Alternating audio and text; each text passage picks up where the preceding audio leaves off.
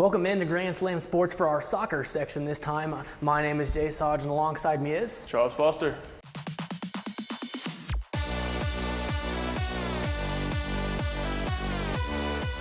And let's get right into it. The international break has finished up, and the USA had two big games over the international break. First one against Germany. They scored the first goal in that game via Christian Pulisic, but Germany scoring 3 goals, finishing the game 3-1 Germany.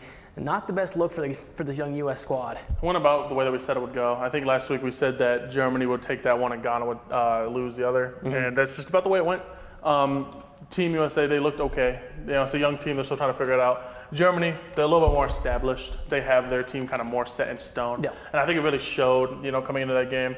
But and Germany struggled recently, and they ended up tying to Mexico to end out the international break 2-2. So Germany hasn't been the best, and this one doesn't maybe look the best in terms of this young U.S. squad. It is a bad look. But I mean, if you want to go into like good looks, going on to your next game a little bit. Let's go into Ghana. 4-0. They beat Ghana 4-0 via an Gio Reyna brace. That guy right there, the number 7 shirt, Gio Reyna. He hasn't been playing much for Borussia Dortmund, but he came into the U.S. in this break and scored 2 goals against Ghana, winning the game 4-0. 3 goals in like 10 minutes in the first half. They whooped I saw that Ghana. one penalty box goal. I was sitting there wondering, like, I don't even know how that happened because I saw it on Instagram. I didn't actually watch the game. But this team, once again, Ghana, they're one of those teams I kind of thought they'd at least put up a fight. They're a young team, they're athletic. They have Kudus, they have Ayew, they have a few, Premier League players in that squad. And they aren't a bad squad. They were a World Cup team in the last World Cup, and the U.S. just absolutely took it to them. And those games happen like that. I mean, it's a team, they're young. Once again, Ghana's a very young team. Or they're kind of like a mixture. They have like really old players and really young players. Yeah. A lot of those young players coming from the League One. I'm very excited to kind of see where this goes with the Ghana team. Let's look at some other games from around the globe international break. England beating Italy 3-1, avenging their Euros loss from a few seasons ago. But 3-1, I mean, look at these 2 right here. Harry Kane, Phil Foden, and Marcus Rashford. How about that trio for England? England, they just kind of get a pick between the entire Premier League almost. Just pick out who they want. So, I mean, they're always going to be up there. It's never going to change. But I was surprised to see Italy go down the way that they did. Italy, once again, they also normally get a pick from the Serie A, and they struggled. Italy's been struggling the last few years. They didn't make the World Cup in 2018. They didn't make the World Cup in 2022. They won the Euros for some odd reason in 21, and now they're right on the brink of not qualifying for the next Euros. What is wrong with that Italy squad? I feel like it's just like a lot of Italian soccer is just kind of like, I wouldn't necessarily say they're getting worse, but like they're not getting better as other teams are getting better. So we're not seeing like a lot of new pickups from this team that have been what we've been looking for whenever you have a team like England who is stacked and they change their roster almost every year with 1 or 2 new pieces that they can change, or a team like Germany, which has been struggling, but still they go through the whole Bundesliga and they have a good team every year. Heading to South America, Uruguay beating Brazil 2-0, and Neymar got hurt in that game.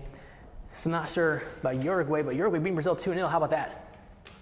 I mean, this was one of those games where you just got to kind of, Brazil losing isn't necessarily on their focus right now. Neymar is considered kind of almost a national hero down there. And even as an American, I know I grew up loving Neymar, one of my favorite players growing up. So to see him go down, I feel like that's more of their focus right now. Losing that game is definitely not. Yeah, and then here's the CONCACAF Nations League quarterfinals. These have some significance, especially for the USA, because none of them have qualified officially for the Copa America, which will be in the U.S. coming up here soon with Argentina, Brazil, all those powerhouses in South America. The winners of these games will automatically qualify for the Copa America alongside going to the semifinals of the CONCACAF Nations League. Any game stand out to you specifically? I'm very excited to see these last 2 down here. Yeah. Canada versus Jamaica, I think will be fun. I think that Canada does take that one, but I think that Jamaica will put up a fight. But the most fun one, in my opinion, Costa Rica versus Panama. I think it's going to be really fun. I'm excited to see where they go with that one. And all of these are 2 legs, so home and away. That'd be fun. What are your picks? Give me Mexico game 1. Mexico, agree. United States. USA, agree. Canada. Give me Jamaica. Ooh. Upset here. I like Canada. Canada's been struggling recently. They've had some problems with their FA and stuff. So I think in a 2-leg game, I think that'd be fine. And then give me Panama. Give me Costa Rica. I think I'm excited to see these games. That'd be fun. Then go ahead and move on here. The Neymar ACL injury. How about that? I mean, that hurts to see, really, I saw a stat that he is 31 years old and has had 30 injuries. And that is just, sometimes you got to realize that sometimes it's just, it's players unlucky. I mean, if he did not, there's a lot of decisions that he's made in his career that a lot of people are going to question. A lot of times that he could have definitely done a lot better things if he would have stayed in some of the teams that he was at. But you cannot say that he would not be one of the best of our generation if he was able to stay healthy.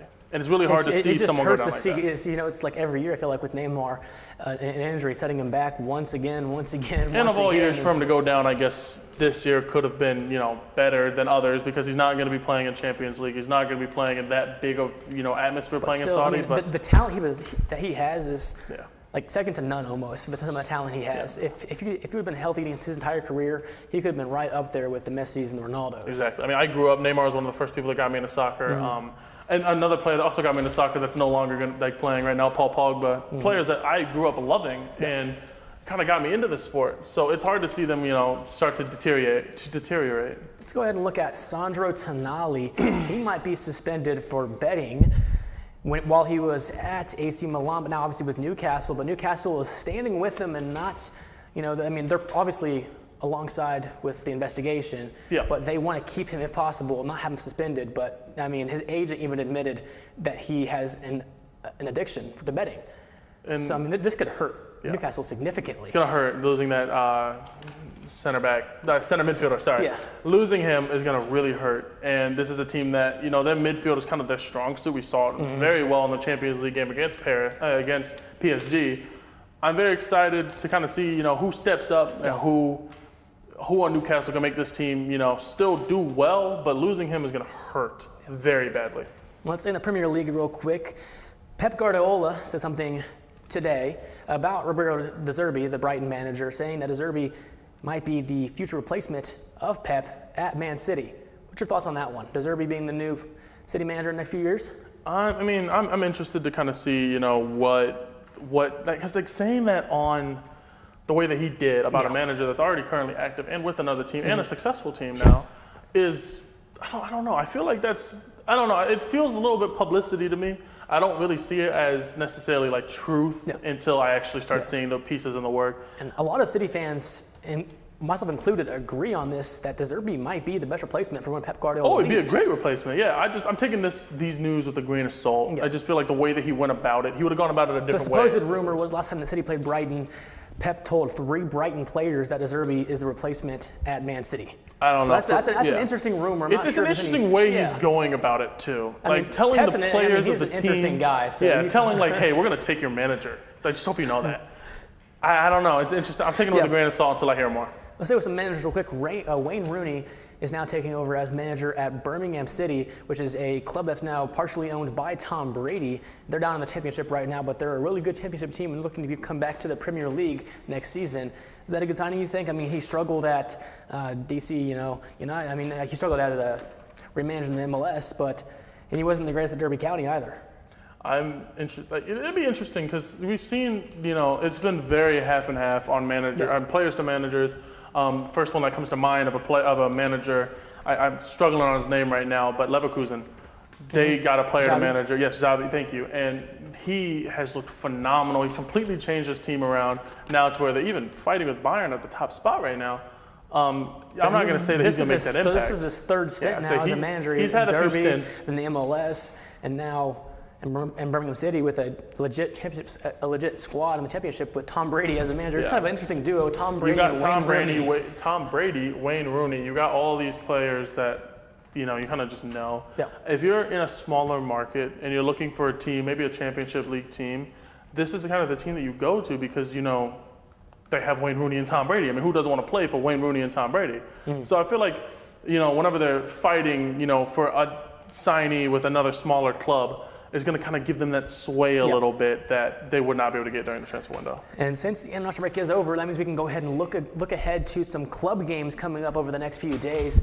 Starting the Premier League, here's the table right here, as we saw in last week's show, and there's the games. The ones with the star I want to highlight. We begin with Liverpool and Everton, the Merseyside Derby, to begin the Premier League slate. Is that one just Liverpool all over it? Yeah, Liverpool's going to win that one, I think. I think it's not even really going to be a contest. And possibly the biggest game of the week, there's two really you could mention, Manchester City and Brighton. That one's a big one. City, and currently sitting in third, and Brighton in sixth. And that's a big game because City has lost their last 2 Premier League games, and they haven't lost 3 Premier League games in a row in 8 years. Give me Man City bounce back once again. They haven't lost 3 Premier League games in 8 years, and I think that this is a team that just we've said it. Talent beats. Talent can just win sometimes. I think that this would be one of those cases. And then London derby of Chelsea and Arsenal. Chelsea's been hot recently, but Arsenal obviously sitting in second, tied for first with Tottenham. You going Arsenal still? Give me Arsenal taking this one. They're really in good form right now, and I think Chelsea, they've looked good as well, but I just think Arsenal's got them beat or draw. Okay. And then Spurs and Fulham. Spurs currently sitting first in the Premier League, which we're not accustomed to them being there. But Fulham's not a bad squad. Do you see Fulham taking any points off Spurs in this game? No. I got the Spurs taking this one. A draw would shock me. A win would definitely shock me. But I got the Spurs taking. Any other games that intrigue you on this slate back from the international break? Yes, actually. I want to look, and this might be a little bit of bias, but Newcastle versus Crystal Palace. Newcastle's coming off of, they're a little bit hurt. It's 8th versus 9th right 8 here. 8 versus 9, they're missing Tonali. I'm interested to kind of see where this one goes. I think it'll be a good one. Palace, they've struggled offensively, but this team is they have the talent. They just got to put it together, and I think they could put it together and maybe draw Newcastle. But that's not one of those games where they're looking to win. They just need to get some points out of that. Let's go ahead and move on to the next European league here. We have the Serie A, which obviously we have 2 teams that we like. I like AC Milan. You like Inter Milan. AC Milan currently sitting first. I have 2 games I want to highlight, though. Torino and Inter, your team going to Torino, and Torino down here in 14th right now. Do you think Inter is just fine in that game? Yeah, I think that Inter takes this one. Torino, I mean, they have a squad, not one that's really good, not one that's really bad, but give me Inter here. Okay. And then down here is the biggest game of the week, obviously. AC Milan versus Juventus. This one's a tough one because AC Milan's sitting first at the table, but Juve is not too far behind. But this one is at the San Siro in Milan. This one's a tough one to call. I'm going to take AC Milan 2-1 personally. I'm maybe saying a little draw. bias in there. 1-1 draw. 1-1 draw. I can't pick a winner on that one. And then any other games that intrigue you in this slate? No, not really. No. This is kind of a weak week. Yeah. I would have to agree. Let's go ahead and move on to the next league then, which is La Liga, the Spanish league. Real Madrid sitting in first, Girona surprisingly in second, Barca in third, and Atletico in fourth. Here's your slate this week. Let's look at Sevilla and Real Madrid. Sevilla obviously sitting down in 14th place, but they have Sergio Ramos, and he's going to be playing against Real Madrid again. I mean, that'll be a fun one. Give me Real Madrid still, but it'll be fun. It'll be a nice little homecoming. And I just want to highlight Girona because them being in second is outstanding for a club of their stature. And this is no pushover league either. This isn't like France where some teams can kind of steal it. You're going against some of the best teams in the world, so I'm very intrigued to kind of see. And they play the team who's currently sitting down in 20th, Almira. Give me Girona here, obviously. Yeah. Give me Girona. And then the other game is Barcelona and Athletic Bilbao. Is that one easy for Barca, you think? Not easy. Bilbao's right here in 5th. I like Bilbao. I think that their team is very interesting. Like everything about their team, from the history to the team now. And they only sign players from one certain region. It's a very interesting team. 5th is really actually cool. But yeah, Barca wins this one. All right, let's go ahead and move on then to Germany, the Bundesliga, where you have Leverkusen, like you were mentioning, they're in first place, and then Stuttgart in second, Bayern only in third, which for them is kind of they'll be fine. Unprecedented. They'll be fine. They're just they're hurting a little bit with the loss of not the loss, but the fact that they're playing so many games. A lot of these teams aren't. I'm very excited. I think Harry Kane ever going to win a trophy? That's to be determined. I completely forgot that Harry Kane was on Bayern. Yeah, it's got to be hard for him. This is a team that hasn't lost in, I want to say, 8-9 years. Coming up though, Wolfsburg and Leverkusen. Those 2 teams are always so much fun to watch. This will be the best game this year, in my opinion. I mean, this week. This year. This week. Sorry, this week. I got Leverkusen taking it. But Wolfsburg, they're a team to look out for. I like them. And then Mainz is playing Bayern Munich. Mainz is not that. I mean, they're down 17th, but they're Bundesliga usual. They're always usually here in the Bundesliga. Give me Bayern. You think Bayern is just fine in this game? 3-1. And then the other game is Köln and Borussia Mönchengladbach. I know we both like Mönchengladbach. Yeah. So we hope they win, but they're sitting down right now in 12th, and they're playing. They're about expected where they're supposed to be. Yeah, give me Gladbach here. I think they're about where they're supposed to be. I think this will be a draw. Let's go ahead and move to the last of the top 5 leagues, though, the French league, Ligue 1, where you have currently Monaco in first with Valérien Balogun, the U.S. international, Nice in second, and then Paris Saint-Germain in third. Once again, the PSG's similar to Bayern. third place, but they're only 2 points behind. Yeah, they'll be fine. So, once again, I think that this is a but talented then, I mean, team. you look at the rest of the table, it's kind of interesting. Marseille is in 6th, Lille's in 7th. Then you see Lens in 14th. They're a UCL squad this year. You see Lyon in 17th in the relegation zone with 3 points. I can't believe it. And I want to highlight them too because they're against team in 18th. Hey, as Sam always says, the bad are the craptastic teams.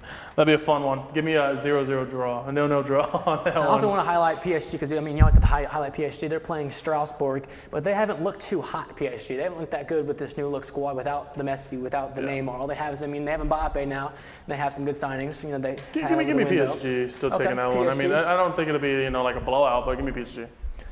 But that'll be all for our Grand Slam Sports Soccer section. We hope you enjoyed and join us next week for some more episodes.